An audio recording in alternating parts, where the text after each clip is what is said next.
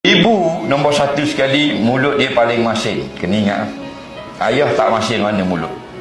Kalau orang tanya Nabi, ya Rasulullah, lepas Allah dan Rasul, saya nak taat siapa? Ummuk, ibumu. Lepas ibu, ummuk, ibumu. Lepas ibu, ummuk, ibumu.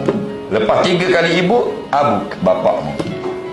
Nampak? 3 kali kena ikut ibu, baru sekali kena taat bapak.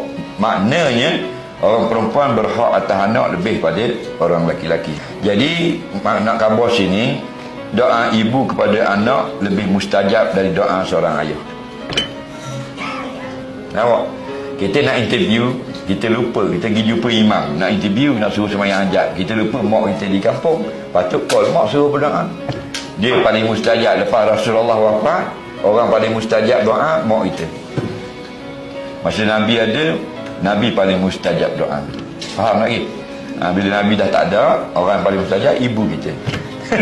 Tapi kita tak ingat dia terutut imam. Bukan salah terutut imam, suruh imam berdoa, lupa ibu di rumah. Itu yang salah. Jadi maksud sini, kita ada anak, ibulah banyakkan sebut benda yang baik kepada anak-anak. Nampak? Banyak doa yang baik-baik. Kalau anak tu tidak baik, panggil dia baik. Anak jahat, anak jahat, merokok, menyamung, juri, edah, dadah dan sebagainya,